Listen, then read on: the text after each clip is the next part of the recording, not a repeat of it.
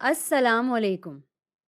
Sexual reproduction जिसमें 2 parents शामिल होते हैं, बेशक इसमें ज़्यादा मेहनत लगती है क्योंकि पहले इसमें एक साथी ढूँढना पड़ता है मुखालिफ जिन्स का और साथ मिलकर दोनों रिप्रोड्यूस करते हैं। वाज़े तौर पर इसमें ज़्यादा मेहनत लगती है बजाय एसेक्सुअल रिप्रोडक्शन के जिसमें सिर्फ एक ही पेरेंट शामिल होता है। तो इस वीडियो में इस सबसे बड़े सवाल का जवाब देना चाहूँगी कि कुदरत की इसमें क्या हिकमत है? सेक्सुअल रिप्रोडक्शन के एसेक्सुअल रिप्रोडक्शन के मुकाबले में क्या फ़ायदे हैं?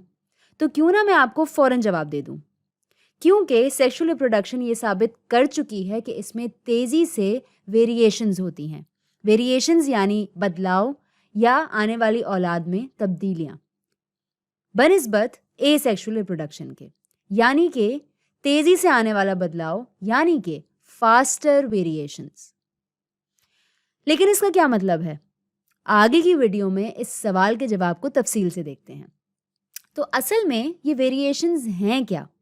हम इनके बारे में पिछली वीडियोस में बात कर चुके हैं।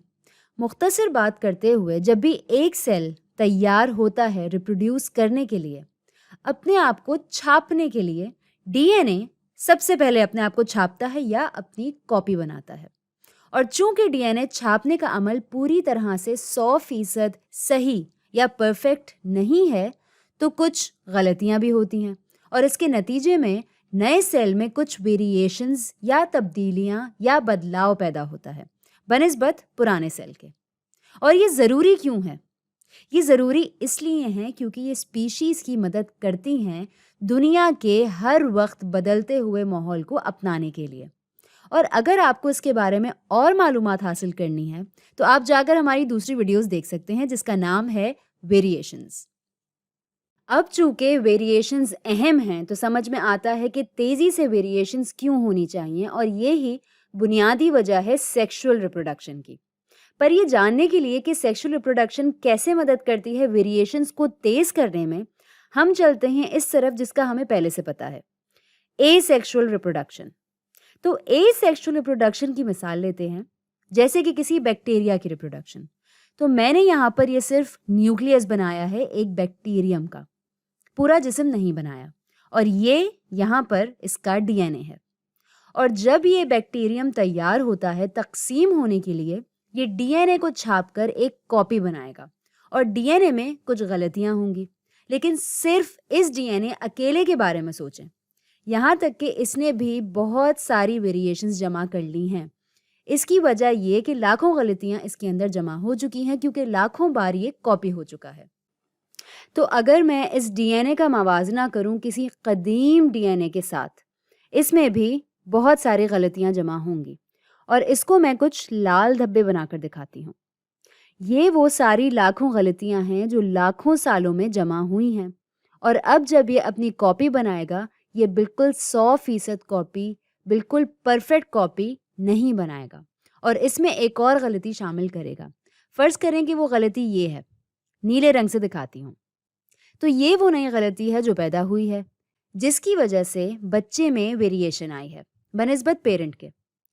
अब यहाँ पे बात यह है कि अगर आप इसके डीएनए को मजमूई तौर पर देखें बनिस्बत इसके, देखने में तकरीबन एक जैसे ही लगते हैं क्योंकि जो नई गलती है वो इतनी छोटी है कि इसकी वजह से कोई ख़ास वेरिएशन पैदा नहीं हुई।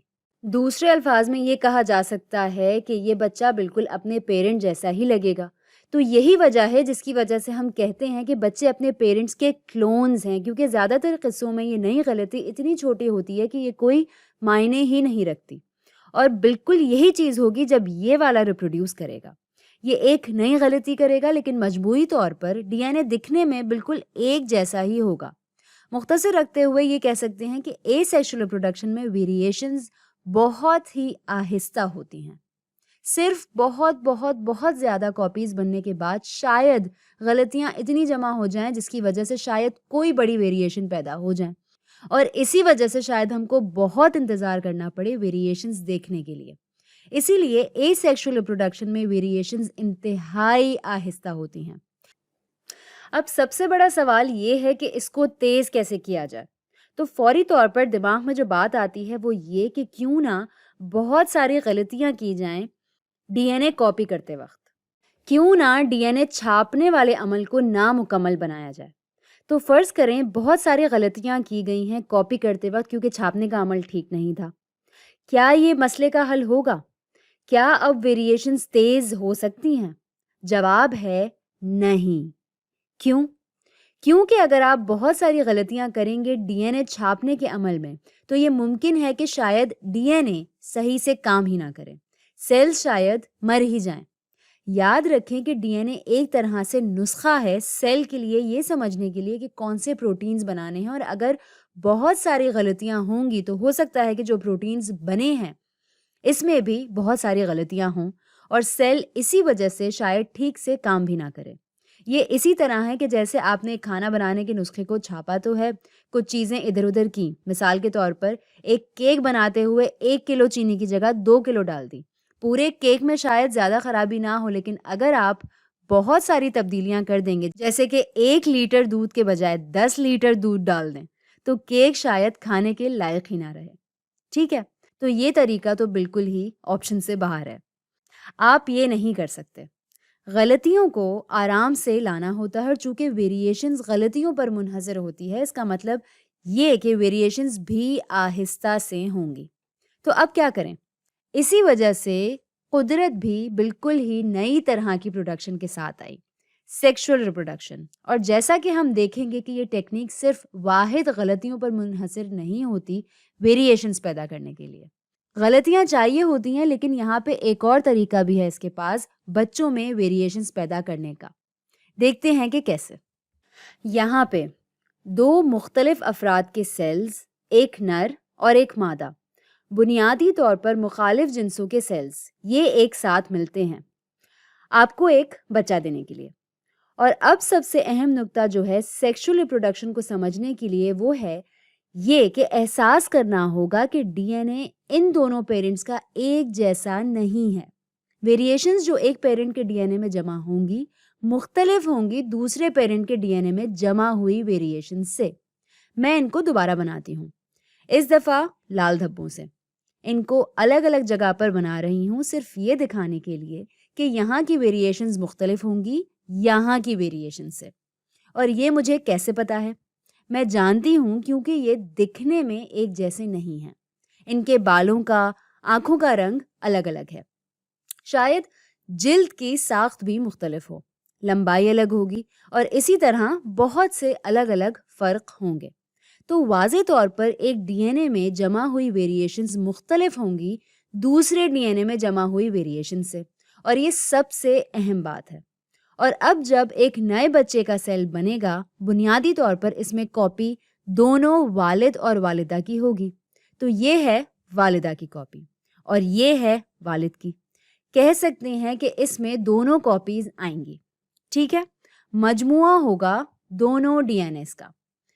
اس کے نتیجے میں اگر اب آپ بچے کے ڈی این اے کو کمپیئر کریں گے مثال کے طور پر والد کے ڈی این اے سے تو یہ ایک جیسے نہیں ہیں کیونکہ اس میں والدہ سے ملی ویریشنز بھی موجود ہیں، تو یہ والد کی طرح پوری طرح نہیں دکھے گا۔ اسی طرح اگر بچے کے ڈی این اے کو کمپیئر کریں والدہ کے ڈی این اے سے تو یہ بھی ایک جیسا نہیں دکھے گا کیونکہ اس میں والد سے ملی ہوئی ویریشنز بھی موجود ہیں۔ تو یہ بچہ نہ تو والد کی طرح دکھے گا نہ ہی والدہ کی طرح، یہ انوکھا ہوگا کیونکہ اس میں اس کی اپنی سیٹ آف ویریشنز ہوں گی، اپنا مجموعہ ہوگا ویریشنز کا۔ اور اسی وجہ سے سیکشول ریپروڈکشن میں بچے اپنے پیرنٹس کے کلونز نہیں ہوتے۔